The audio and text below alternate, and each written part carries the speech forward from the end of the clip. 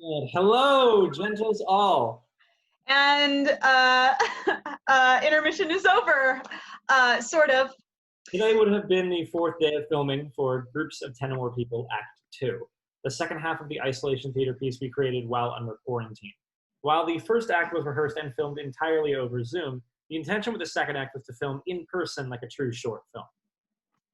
To mitigate risk of infection while filming, we had created an on-set safety protocol. This included an intimacy coordinator, clear measures of distance, COVID tests, personal boundaries, and other safety standards.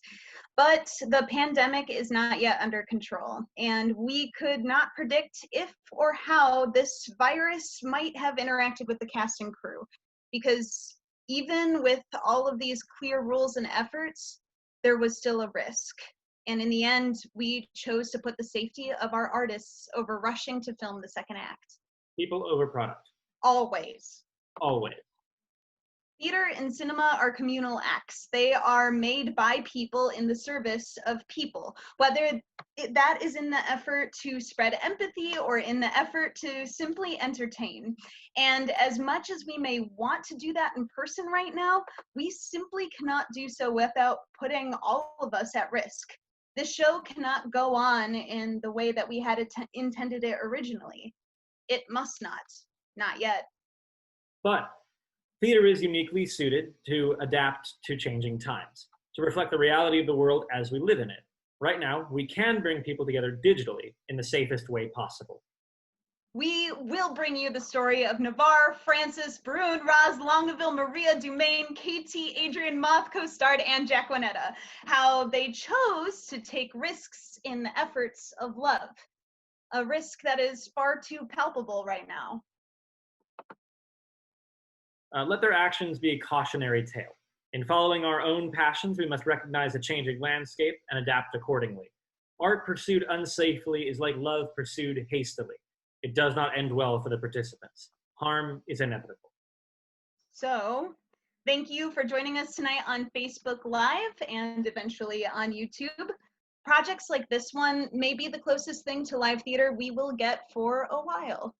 This staged reading may be the closest thing this story may get to an ending for now. And that's okay. Eventually, it will be okay. We all have work to do in the meantime, and that work requires us to empathize and put the safety of those around us first. Even the safety of people we do not know nor have ever met before. Ahead of everything else. Ahead of, as Brune says, modern social frivolity. We remain committed to seeing this conclusion to the story filmed and released professionally as intended. At whatever time the pandemic is finally stalled.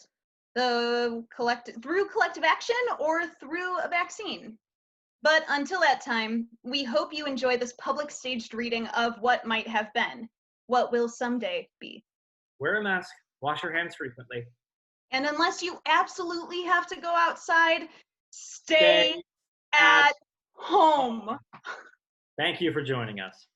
And please welcome the cast of Groups of 10 or More People, Act 2. Hello, my name is Zach Barr. I am the co-author and co-director of this piece. I use they, them pronouns, and I will be reading the stage directions. I am a Caucasian person with a beard, wearing a green hat with a Winnie the Pooh pin on it.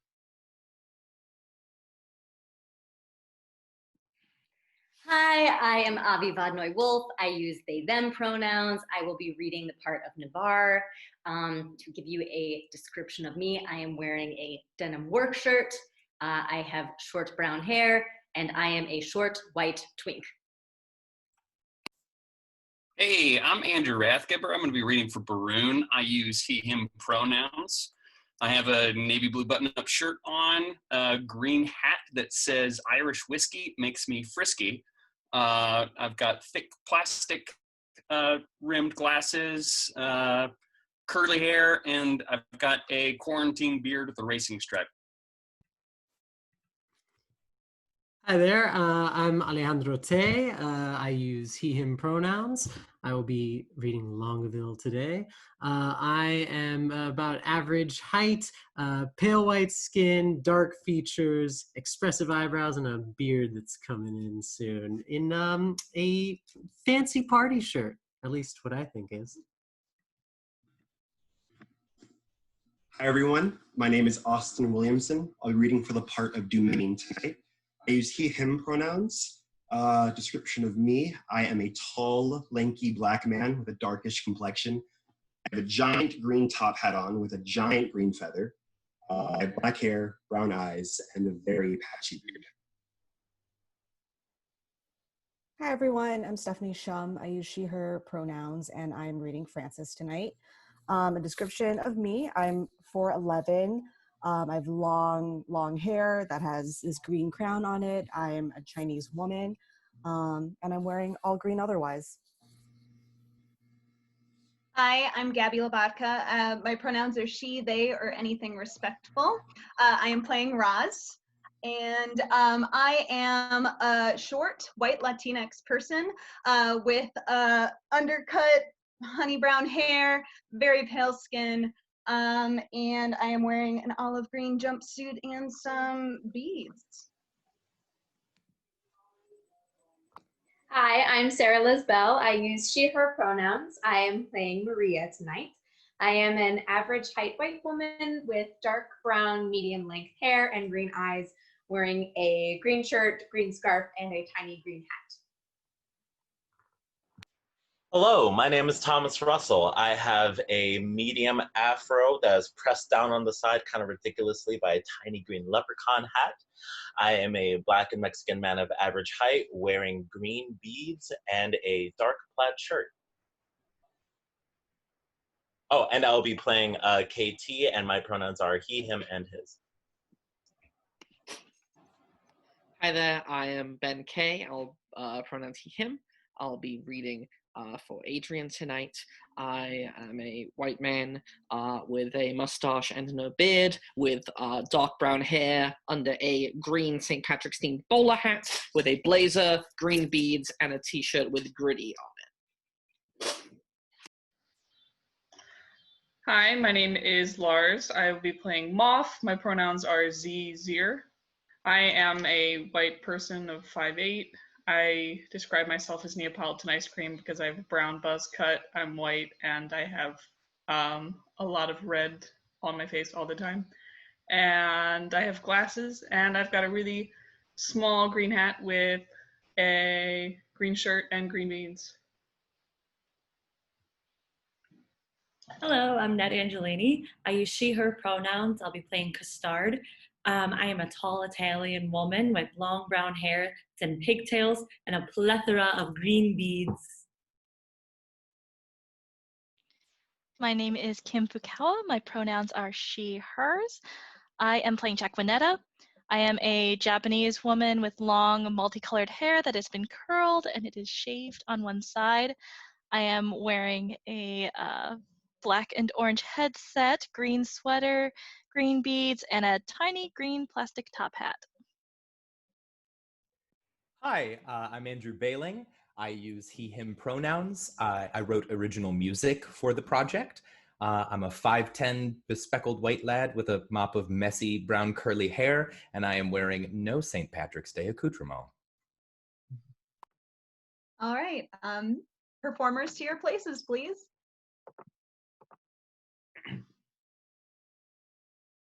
Act 2, The Masked Ball.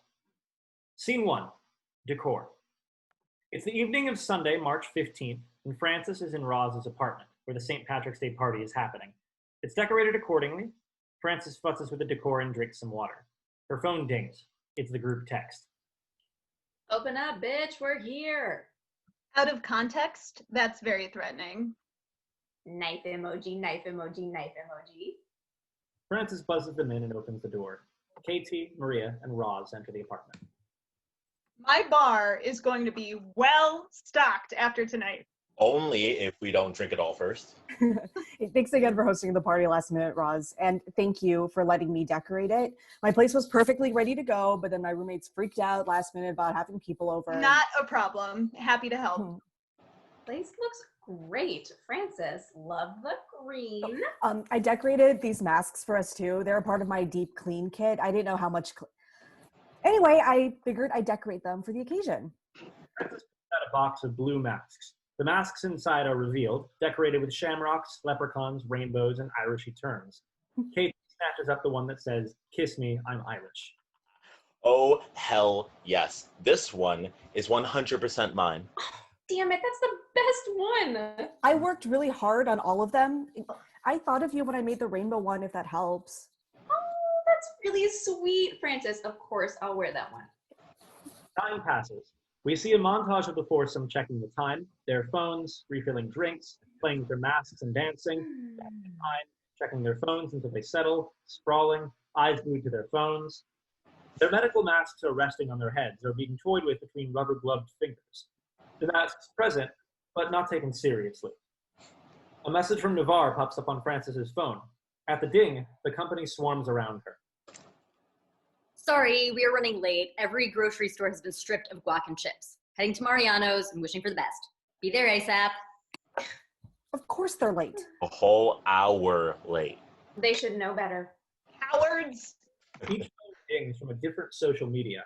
A tweet, a gram, a Facebook message, a text, all from accounts with 0 numbers and Russian names. Russian bot just tweeted me? Whoa, me too.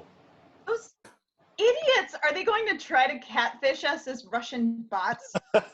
Well, that's kind of funny considering, you know. Oh, that's how they want to play? Roz, let's trade phones. Maria, you and KT trade too. Let's flirt with these fools as each other and find out their true colors. They're already forswearing their oaths. Let's see if they can keep up with us. Masks on! It's a montage. They all exchange their phones and put on their masks, typing furiously, and sending pictures of each other drinking, winking, some thirst trap pics, videos of them dancing or describing very wrongly what they, meaning the person they're pretending to be, wants or likes, creating fun little exchanges for the ridiculous and some blushing if it happens to be true. The montage ends as the four sit down on the couch together laughing. Adieu, frozen Muscovites. Account deleted. Same here. Good work, team. Promises to trade anytime you want. Oh my god. Dumaine said he loved you, KT. I mean, Russian Dumaine. Look. Maria takes KT's phone. KT. Dear KT, the feelings I have for you reside in the shortest poem ever sung. Ewan McGregor singing I Love You from Comme Votre May, Moulin Rouge. KT, Did anyone? The others take turns examining the message. What, did anyone else get an L word from the Russian bots? What? Honestly, I'm kind of impressed. Doesn't it take us millennials like a year to even shape the word in our minds? Francis receives a text. They're here. They replace their map. Francis dashes to the buzzer and lets them in. Scene 2. Arrival. Baroon carries in a few shopping bags. Longueville carries in a couple cases of beer. Dumaine carries a box of liquor. They beeline for the table. We come bearing gifts. Chips and guac. And vodka! Yeah, we were going for an international thing. For St. Patty's Day? Yeah, we thought we'd try something new. You all need a dramaturg. I also brought us a bunch of whiskey from the bar. Pritzker shuts us down this afternoon. Didn't want anything to go lonely for however long this lasts. Man, bring in the holiday spirits. Going to be very well stocked after this. What makes you think you get to keep it all? My house, my rules. Did you bring any absinthe? Are we gonna follow the green fairy? Why would I do that? Just green is all. It's a Moulin Rouge reference. Okay. Can I get that? Whoa, writer's tears? For you. Thanks, Leo. Hey Maria, you look beautiful. Maria gives a cute smile. Navarre has been quietly standing in the doorway, keeping their distance and keeping their mask on. Francis approaches them and they bristle a little. She stops 6 feet between them. What's going on, Mixed Wallflower? Can we speak together in private? Okay, weirdo. We could go to Roz's room. Francis leads Navarre into Roz's room. Navarre doesn't enter far in and closes the door behind them. Meanwhile, in the main space, Hey. Hey. Haroon and Roz make themselves some drinks and find a spot to perch together. Maria and Longville are in the kitchen. Katie and Dumaine sit next to each other on the couch. Scene 3. Bring in the clowns. Outside, Jacquinetta meets up with the band, Adrian, Moth, and Costard, squabbling on the sidewalk. Costard buzzes the bell obnoxiously. Roz inside hears the commotion in the street and an obnoxious series of buzzes and leaves Baroon for a moment, buzzing them up. The band and Jacquinetta burst through the door, Moth live streaming a recording from Zir phone. The entertainment has arrived. The band quickly sets up. Hey, Jacquinetta, I love that write-up you did on the literalism of Chicago theater. Thank you. I'm going to expand on the piece and send it into HowlRound. That's awesome. If you need an extra set of eyes or anything, I'd be happy to help. Thanks, Maria. I'm sorry your and Roz's show is canceled. Yes, thank you, but it's not a St. Pity party, it's a St. Patty's party. Adrian has an accordion, not a bass. Moth with a guitar, Costard with a uke. What is this band? Hello, friends and strangers. We are Adrian and the Armados, and we've got an acoustic set for you tonight. The band starts playing You Light Me on Fire.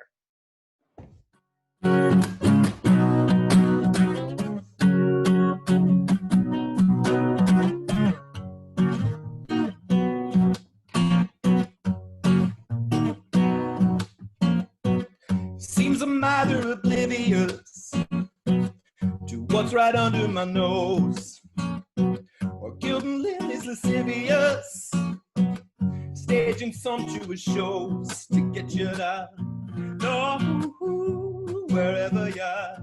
Oh, you light me on fire and keep me coming back for more, burning brighter until I'm cinders on your floor.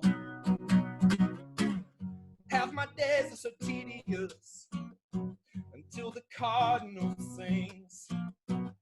Ooh, then you get so devious and start pulling the strings. I think that you're mind, I really don't mind when you light me on fire and keep me coming back for more, burning brighter until I'm cinders on your floor, until I'm cinders on your floor.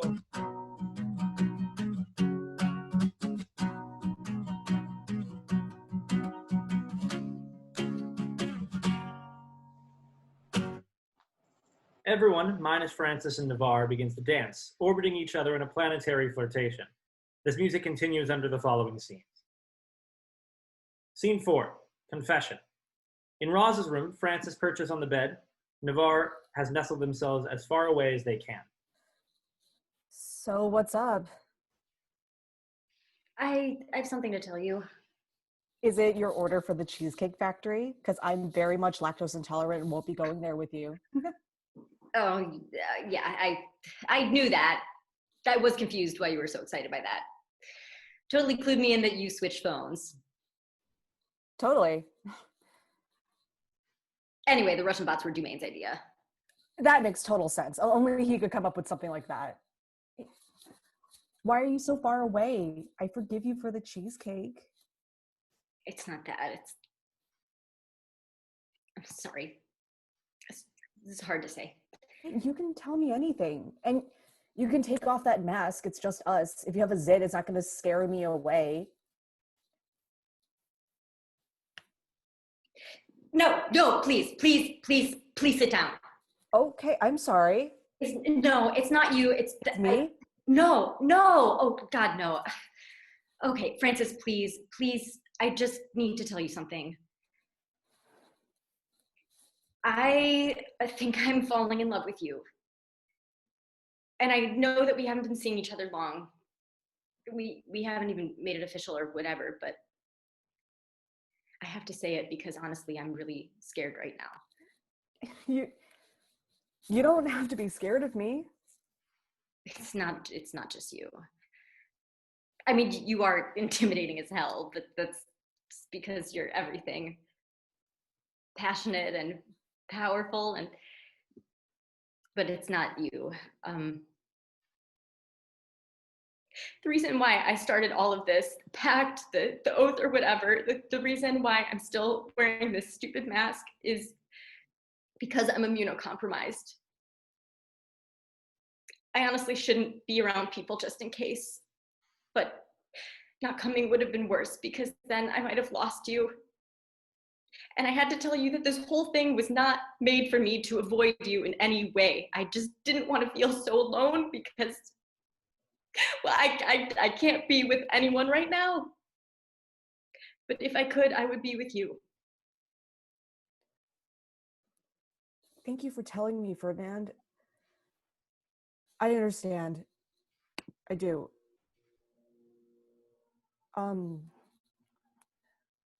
My dad's in the hospital. He's not doing well. I don't really want to talk about it. Do you just want to stay in here? Just the two of us? Would that make you feel better? Francis, I'm sorry. Thanks. Is there anything I can do for you? I just want to hang out with you, if that's okay. Yeah, I don't want you to miss the party. That's not important right now. I was really just looking forward to spending time with you. And if that means being in our own little bubble back here away from everyone else, I'd be perfectly happy with that. Ross left some cards in here. Come on. Let's play a game.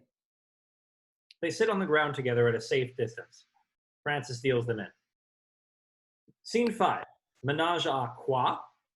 The band finishes the playing. It is obvious that the song was meant for Jacquinetta.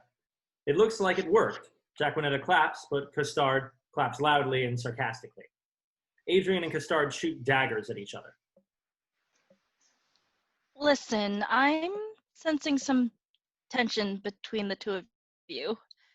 Adrian's upset because Costard never sent you the song he wrote for you. Moth! The song that you were talking about earlier that you were collaborating on with Custard? You wrote me a song? I'm flattered. With Costard? No, not with Custard. You know, I've been trying to tell you how I feel. You didn't write her a song. I 100% wrote a song.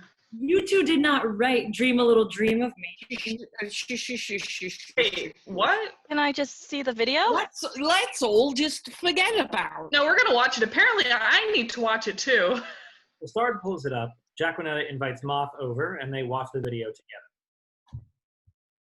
I'm gonna need a drink. Adrian goes to fix himself some sort of wild cocktail with what's available. Scene 6. Pride and Punishment. Varun finishes his story. Roz sips her drink. So I was the one who was supposed to come up with the punishment. Of course you were. And what did you devise for them? Oh, it's a secret. Oh, then why bring it up? Thought you'd like to guess. Could have been anything. Eat something weird. No. Shave their entire body. Not even close. Sing a song and put it on the internet?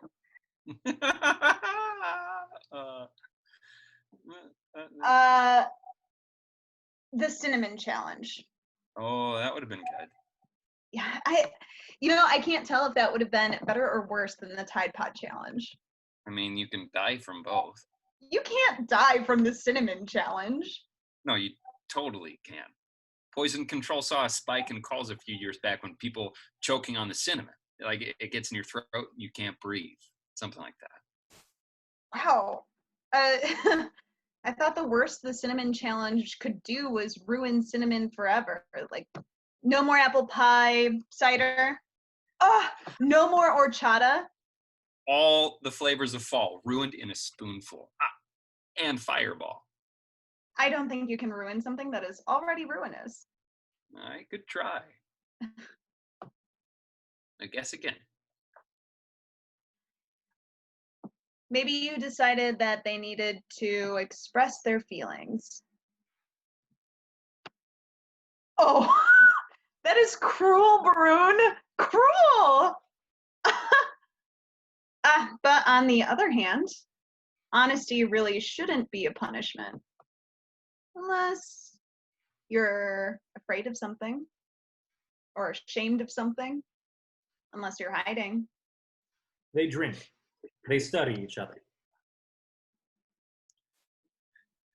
Hey, did Custard ever send anything to you from me?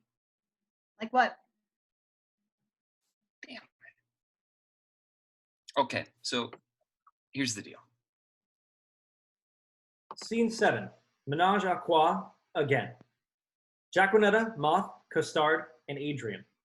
Adrian finally steals Custard's phone away, stopping the video.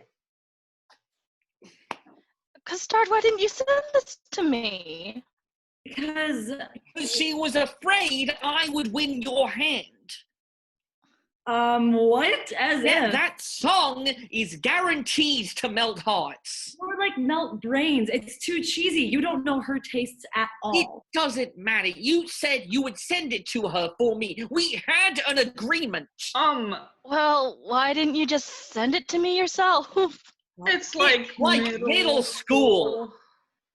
What does that mean?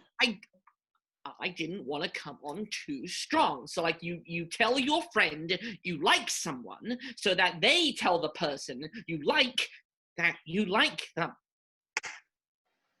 So you were trying to tell me how you feel about me, but not tell me how you feel about me. See, I told you, Adrian, you gotta be direct about these things. Well, now that Custard finally showed you the video. What do I think? I liked it. It's a little weird, but also pretty cute at the same time. But it wasn't even the song! Moth grabs Zir ukulele or guitar and begins to play the Ballad of Adrian de Armado, singing to Jacquinetta as if romancing her. Jacquinetta reciprocates.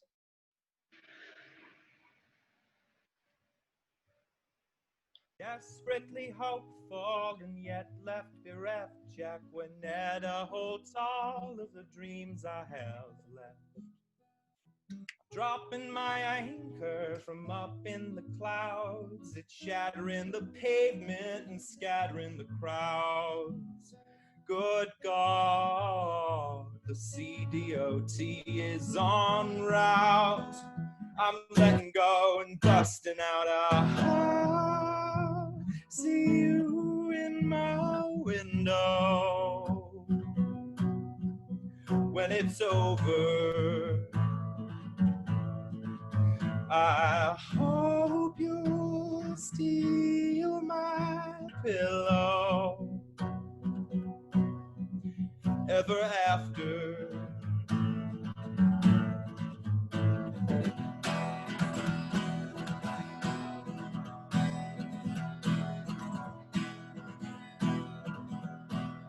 Banquets of language come teeming with baggage. Bards left unchecked do irreparable damage. Savage, lavish lovers just manage to make muses permanently vanish. Oh no, I'm losing the grip on my tact. I'd sell my soul to do the act. I see you in my window. When it's over, I hope you'll steal my pillow. Ever after, I'll see you in my window. When it's over, I hope you'll steal my pillow. Ever after, ever after. ever after.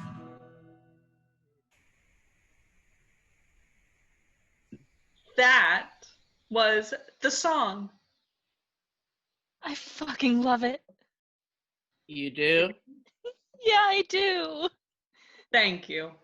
Great, because I wrote it. No, I wrote it. You helped a bit with the bridge. You didn't even play the bridge. It's too dirty for mixed company. Well, I had the idea / inspiration. The song wouldn't even exist without me. Song wouldn't be good without me. Well, I could write you a song too. Scene 8, collaboration. Longueville and Maria are laughing together in the kitchen. Okay, wait. So, what if it's like in the Edwardian period? An Instagram-based play set at the turn of the century. No, the 1800s, like Pride and Prejudice. Oh, you mean the Regency era. Yeah, wait, what did I say? Edwardian, 2 entirely different periods. Damn. A whole century off. Okay. Okay, well, why do you want to combine Instagram and the Regency era? For the aesthetic. You like those high pants and tall boots? Tall boots, tall hats. Tall pants. Tall boots, tall hats, tall pants. Tall pants. Yes. I suppose Instagram stories are kind of like modern love letters. And I know you like that kind of stuff, and I want to work on something with you. I want to collaborate with you too. I'm always adapting the old stuff and writing on my own. It'd be nice to write something new and to have a partner in it. Yeah? Yeah. Yeah. Great. I'm sure we could figure it out. We could utilize the format of Instagram to tell the story. Like use the feed or stories for the characters to have a dialogue. It could be really cool. And, since we're going to be working together to appeal to the HR gods, and in the interest of full disclosure, for professional reasons. What are you talking about? Maria, listen, I have a crush on you. It's a little too loud. The rest of the room hushes for a second, looking in their direction. Yeah?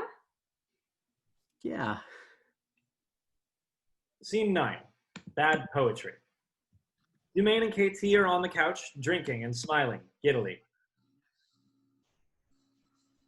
And then, as Maria, I told the Longueville bot that she liked having her ears nibbled. Does she? It turns out, she does. Yes. Why did y'all even do that? It's so stupid. Well, it was my idea. Oh, well, I didn't mean that it was stupid per se. It's just a bit ridiculous, don't you think? Like, yeah, flirting can be hard, I guess, but what are you all so scared of? You don't bite, unless asked. Well, so I came up with the Russian bot idea because everyone else was just too afraid to tell their ladies how they felt. Oh, but not you. Well, I don't have a lady. So. Ah, I see. Loophole. Plus, I technically still haven't broken my oath yet. You haven't? Well, I did get 5 voicemails from you that beg to differ, and one of which you basically propose moving in together. Okay, only for 3 weeks. Well, either way, that's... What?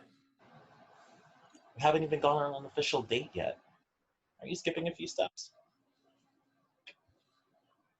I think a question like that kind of breaks the physical or emotional intimacy clause in the oath. Unless you just wanted to be roommates. No, I don't want that. But you do want to live together? No, KT, I want to be with you. You do? Yeah. Like Like so badly that I wish I could play the guitar because all I want to do is play cheesy love songs for you. I want to write bad poetry for you.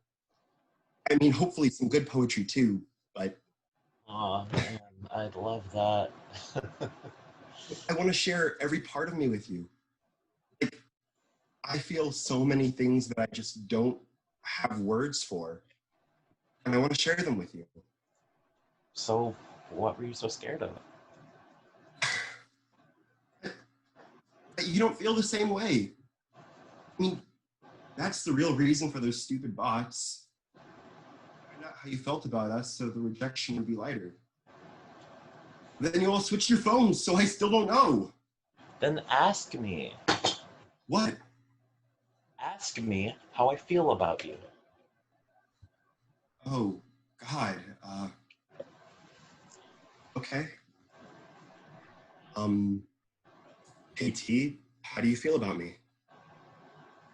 So, every time I'm near you, it's like there's this magnetism in my chest and my palms pulling me toward you. And there's a hum under my skin, and the temptations start playing in my head. I've got sunshine on a cloudy day. I feel that. So does that mean... Leo, would you like to go to dinner with me? Antonio's, Thursday. It's a date. Jermaine refills KT's glass. Scene 10. Collaboration. Continued. Back in the kitchen. Is that the only reason why you want to collaborate with me? No, of course not. I mean, I suppose it's a bonus. Look, you're crazy talented. Like, you have such ease with everything you do. You're good at everything. I mean, you're a master of classic text. You take awesome photos. I love your plays. And I love your eyes and your smile. Love, huh? Maria grabs 2 beers out of the fridge and opens them. Oh, no. Okay, I'm coming on too strong. I'm sorry. Thank you. Your disclosure papers to the HR gods have been reviewed, submitted, and accepted. She hands him a beer. I like you too. Maria clinks her bottle against his. They smile, kiss their bottles, and drink. Scene 11. Menage a trois again. Custard and Adrian are arguing. Moth and Jacquinetta exchange looks.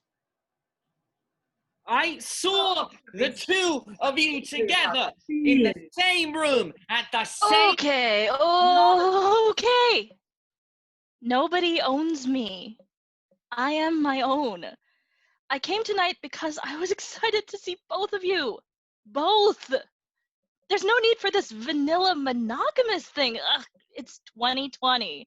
I'm fucking poly, so just like, relax. I think both of you are cute. So, like, how do we feel about a menage a trois? Bruh, absolutely not. I'm not down for that. That's a little fast. But you just said you were poly. Just because I'm poly doesn't mean I'm down for anything always. Oh, sorry. I didn't mean to assume, but it's like still in the cards then? No? Yes? No, I didn't mean. I don't really know what that means. Okay, I just want everyone to win here. Custard, what's going on in there? Oh, fuck. I'm sorry. I was just being an idiot. I just really like you, Nutty, and yeah, I didn't want to lose you, so I was just being selfish. And I'm sorry about the song, Adrian and Moth. I didn't mean to hurt anyone. Are we cool? I mean, all is fair in love and war. But this isn't a battle. Adrian and Custard look at each other. Okay, so back up. When you say poly, what does that mean for us? This is what it means. Custard, are we still on for Monday night, the press opening? It's still in my calendar, Nettie. It's a date. Hey, Adrian, what does your afternoon look like next Tuesday? Want to do lunch? Tuesday is my day off. Excellent, it's a date. You see how easy that was? Adrian and Custard look at each other again. If you get over yourselves, everybody wins. I'm down. Truce? Truce. Allosexuals, I swear. Scene 12. Confession continued. Back in Roz's room, Francis and Navarre played gin. Since we were all keeping our Zoom room open to keep each other accountable, Brune totally caught me writing a letter to you.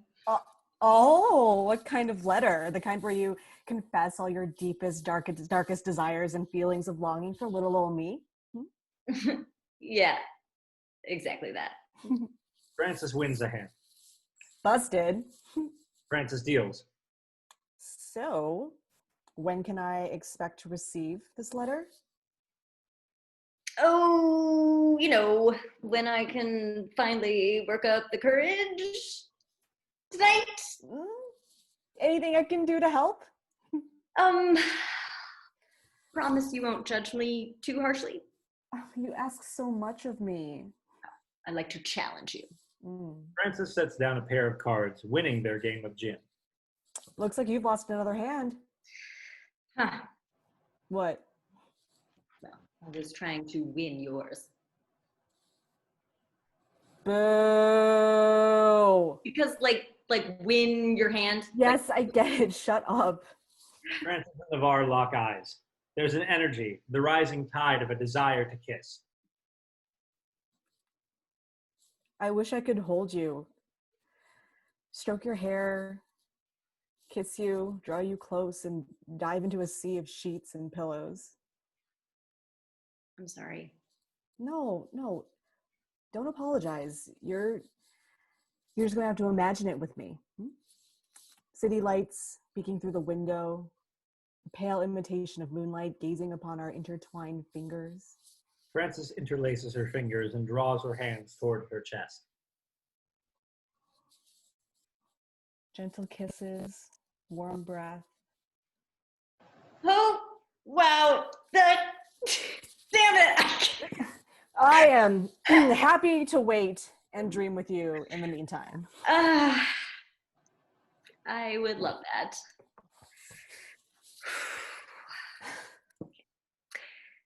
Let me read you something. Scene 13. Pride and punishment continued. Roz eats a chip or two while Barun confesses.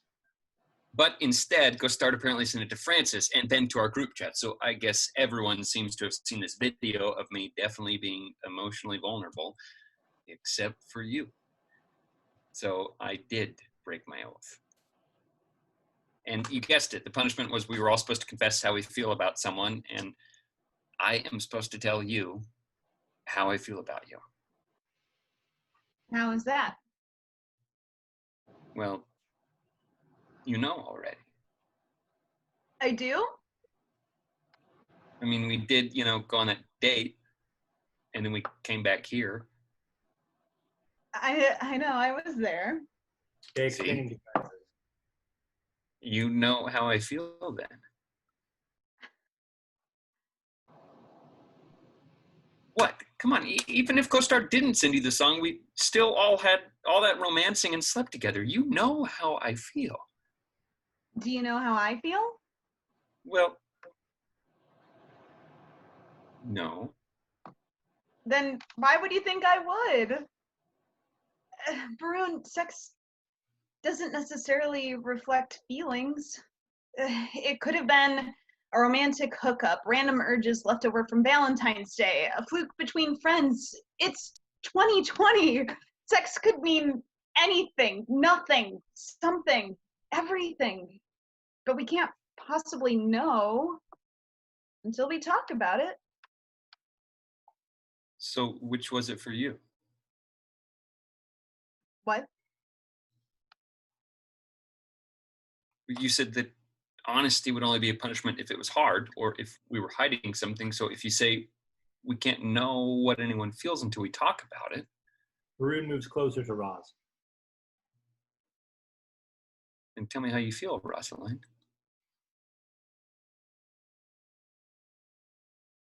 Please? I did say that, didn't I? You're stalling. Vulnerability isn't easy for me. I need to be sure before I drop my shield even an inch, let alone show my heart to anyone. But you... I don't want to protect my heart from you. Because I know deep down that I am sure about you. There's no point in fighting it, besides that I love fighting with you. I choose honesty. That night was something. It might have been everything. I'm in love with you, Rosalind. Roz catches her breath. They find each other's gaze. She takes a step in and sings Soto. I will love being loved by you. Scene 14. Menage a trois again. Mott sits in a chair, frustrated, away from the band. Jacquinetta and Costard flirt while Adrian goes over to Mott. Moth, buddy. It really is a very good song. I'm glad you approve of it now. I liked it before. I've always liked your songs. And I know I should have sung it. Then why did you lie to me and use a different song? Because it was so perfect. It was so personal. I didn't want to risk getting shot down while singing it. You know me. And look, Moth, I know you. I know the work you put into this wooing, a wooing that wasn't even yours to woo. If I sang your song and lost Jacquinetta, you'd probably feel like you were losing too. And if I didn't win, I didn't want you to blame yourself. Well, that's a dumb assumption. Well, I'm an ass. You should have told me. Then I would have hurt your feelings. Lying was so much worse. I know that. I know that now, and I'm sorry for assuming. Thank you, Adrian. Why dream a little dream of me? It was my parents' first dance. It's worked once before. You're a little backward sometimes, but I'm glad you're my friend. Not just a friend, a bandmate. Come on, we are here to play a gig. Custard, pause your flirting with Jacquinetta. Oh, no, sorry, what? If music be the food of love, let's play another song! He winks at Jacquinetta. Costard sings, Adrian picks up his instrument. They play Transmission, which floats under the following scenes.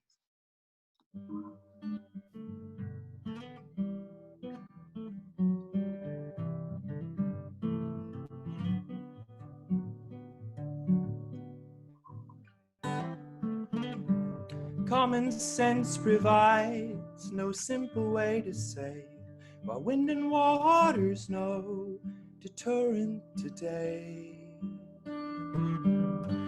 When it's flooding up the causeway, seeping into my hallway, snake into your doorway, I wonder what's on the other side.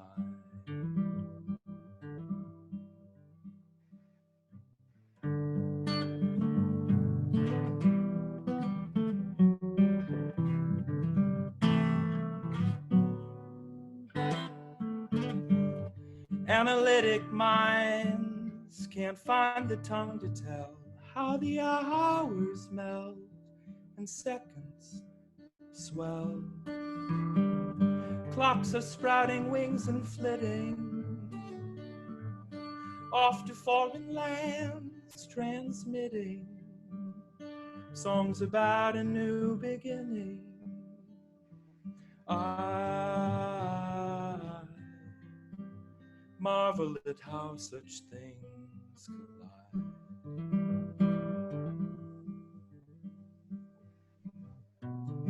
I think I've been invited, but I don't want to pry. I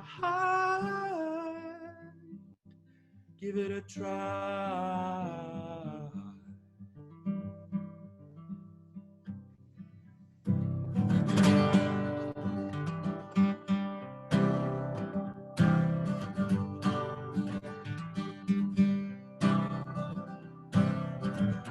Hey, I'm a scout for some days. I hide prone to both back and landslides.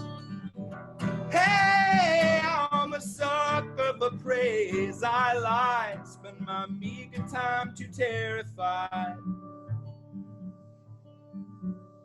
to try.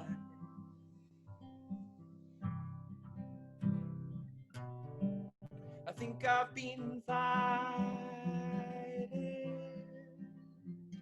but I don't want to cry. When it's flooding up the causeway and I'm standing in your doorway, transmitting songs about a new beginning. I give it a try.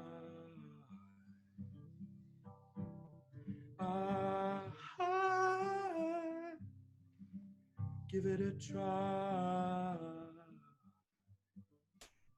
Just try.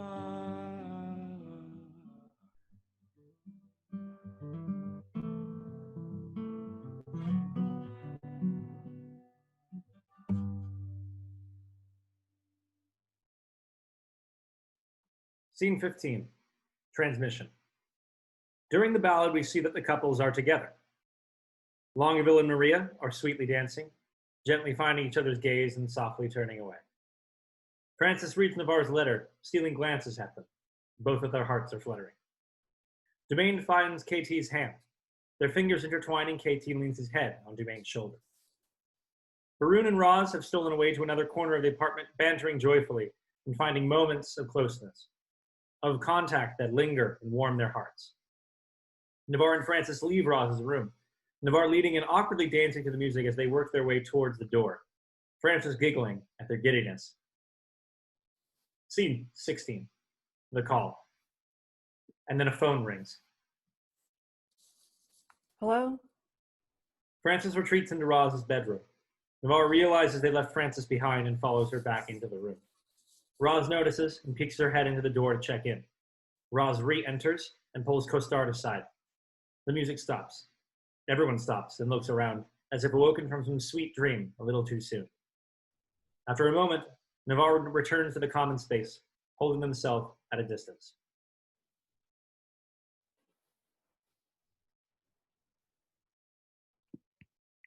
Francis's father just passed. Nobody dares breathe. Francis returns to the main space. Roz, KT, and Maria start moving towards her. That means too many people are coming close to Navarre, who can't quite retreat. Before anyone can break the 6 feet, she halts them all. Please, stop. Everyone stop. Just go home. Please just... Francis can't speak. She looks at her friends. It was selfish of me to ask you all to be here tonight. I wanted to have a normal, fun night with all my friends, the best company, and I needed to distract myself. My father's, he'd be in the hospital for the week, and they believe they wouldn't let us visit. My mother told me to stay here. They wouldn't even let my mom in the room when it was reckless to have this party and pretend everything was going to be all right. I didn't want to be by myself, and This isn't the flu. Just please go home and stay home alone.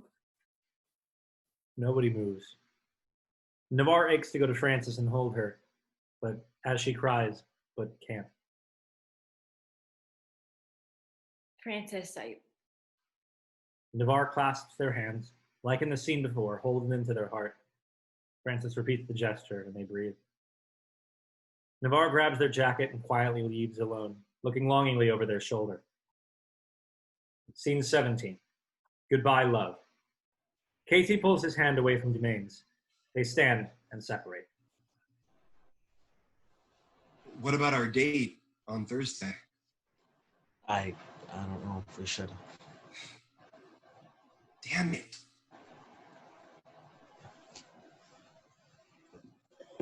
When will I see you again? No. I guess in 3 weeks, when this is all over. I mean, you could still come with me.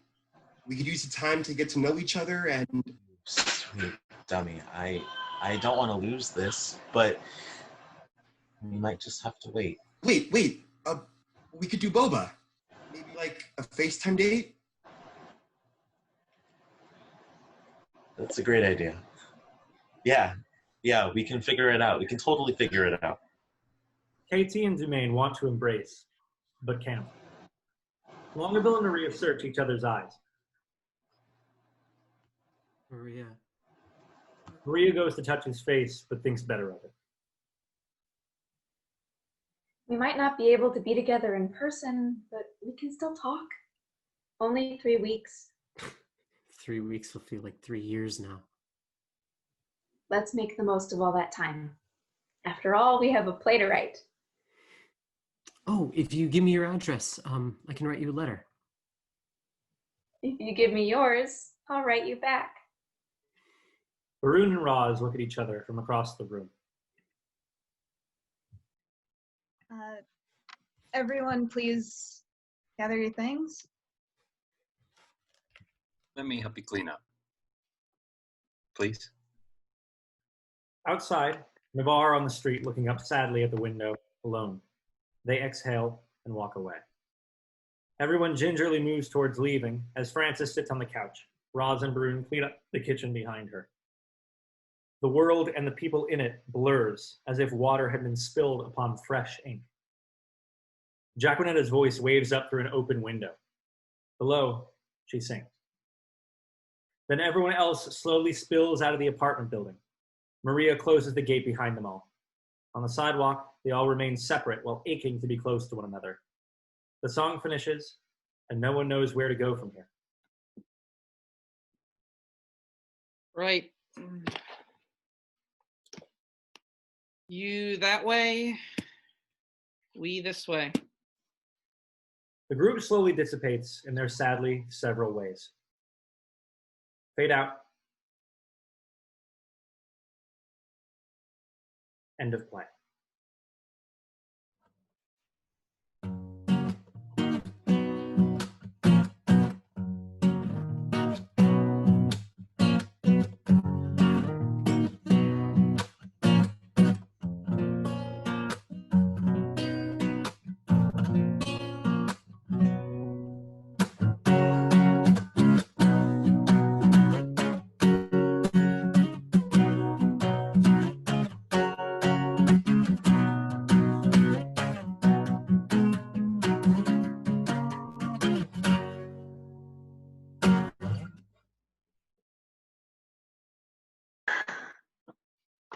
Yay!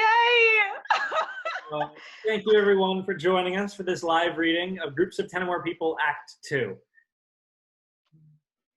We don't know when we're going to be able to film this thing, but we're really grateful that you all came to hear the rest of the story tonight.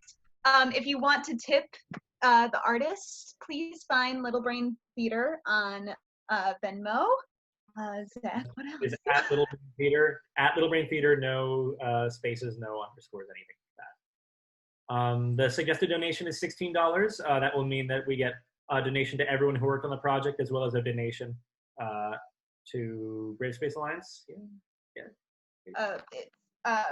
Broadway Youth Center. but use we can do Brave. That's fine. We can do Brave Space Alliance for this half. Sure. Thank you so much to everyone. And we hope that you have a good day. We will see you whenever we see you. Until then, stay safe. Please wear a mask and do not go outside. All right. Bye, everyone.